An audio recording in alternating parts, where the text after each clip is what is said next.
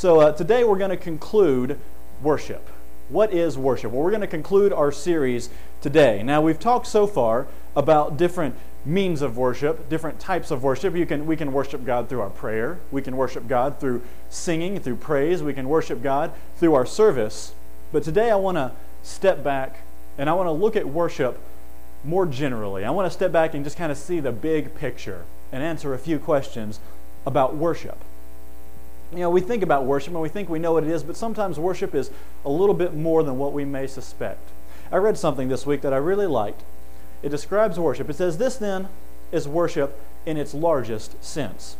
Petition as well as praise. Preaching as well as prayer.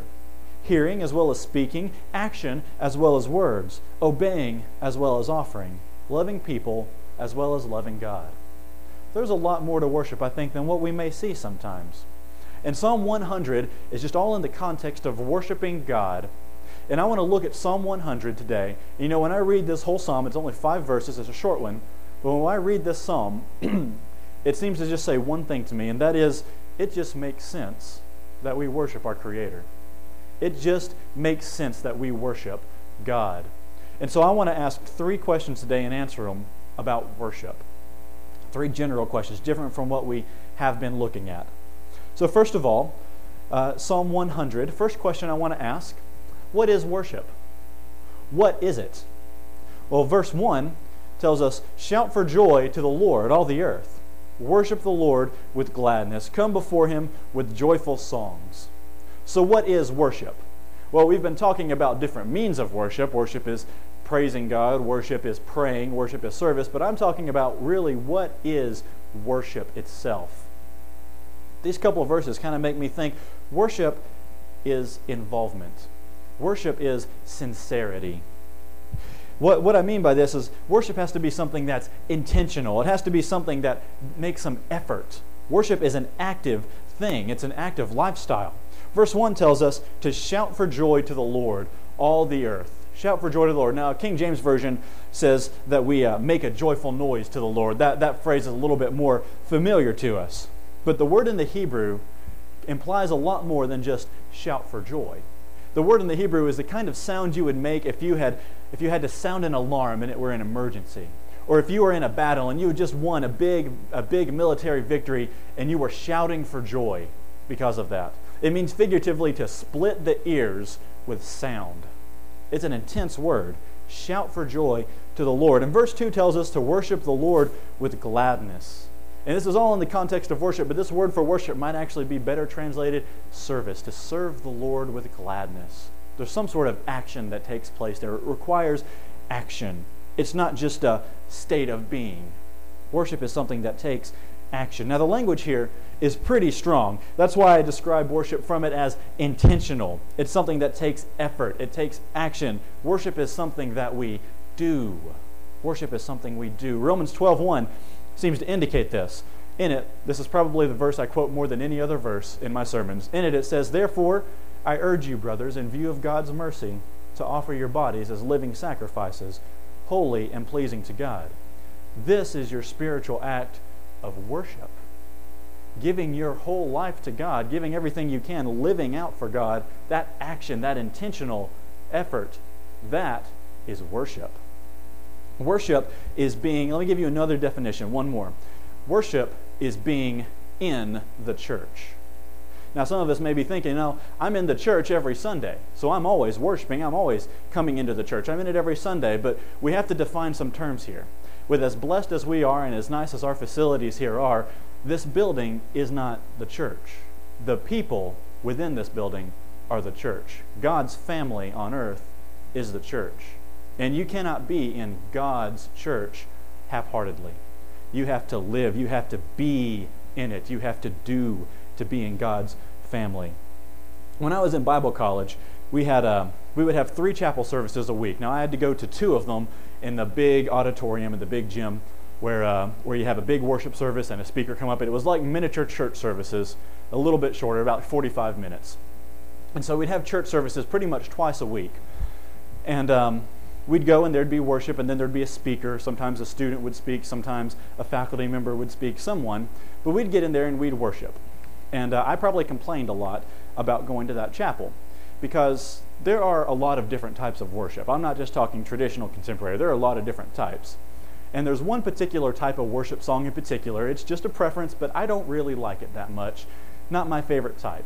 But it just so happens that that type I don't like is the type that's most common among college-age audiences, college-age groups. And so 98% of the time that I was in chapel in school, the songs that we were singing and we were worshiping to, they were the type I really didn't like those songs. I really hated those songs. And I was sitting there twice a week having to worship to these songs. But I look back on it, and when I examine it, I was disappointed with the music. I was frustrated. I would complain about it. And when I think about it, I think there's a lot of times I went to that chapel service and I didn't really worship God.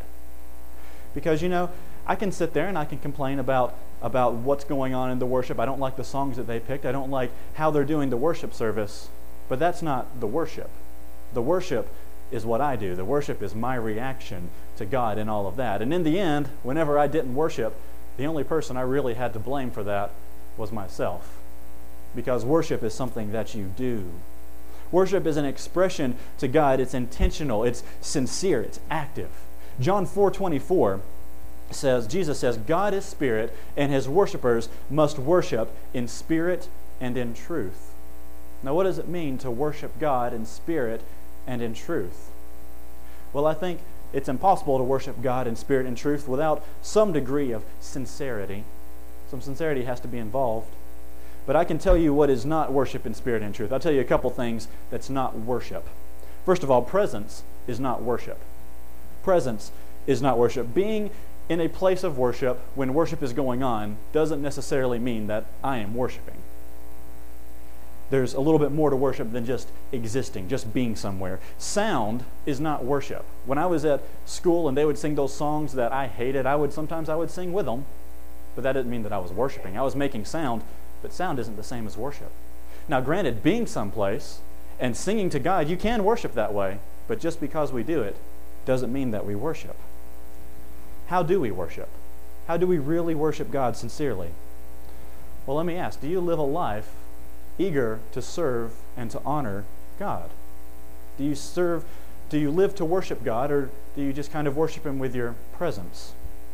Now, listen, I will be the first to admit that worshiping God is not always easy. To really worship God sincerely in truth is a difficult thing sometimes. It takes effort. It takes involvement. Sometimes, maybe you're so tired on Sunday mornings you can barely roll out of bed, let alone get motivated in order to worship God. I don't blame you for that. I'll tell you, I set 2 alarms on Sunday morning because I don't trust myself not to turn off one alarm and go back to sleep. It's difficult. If you find, though, you have an opportunity to serve or get involved, it's really easy to do it just because you think you should and not because you really want to worship God. Sometimes it's really easy to help with a victory garden just because your wife signs you up and not because you actually decide that you want to do it. It's easy to worship the wrong way, and sometimes it's very hard to worship God in sincerity. So what do we do about that? Well, we have to worship right, but it's not always easy. Sometimes it's really hard for us to get motivated. So how do we worship right without the motivation? I heard a lot of preachers say this, and I normally don't like it because they don't say what it means. But we have to prepare our hearts beforehand for worship. That helps us worship a whole lot. When you're doing some sort of service to worship God, when you're doing something to serve him, then don't just think about it as something that you just do. Think about it as something you do to praise God. Remember who you're working for. When you're coming to church in the morning and you're tired and you don't feel like you can do it, then remember that you have a God who's given you so much and you want to worship him. When you're praying and you can tell your mind is just going to wander off, then be sure to remind yourself of exactly who you're talking to. I'm speaking with the Creator of the universe. Always worship in sincerity and in involvement, because worship is something you do.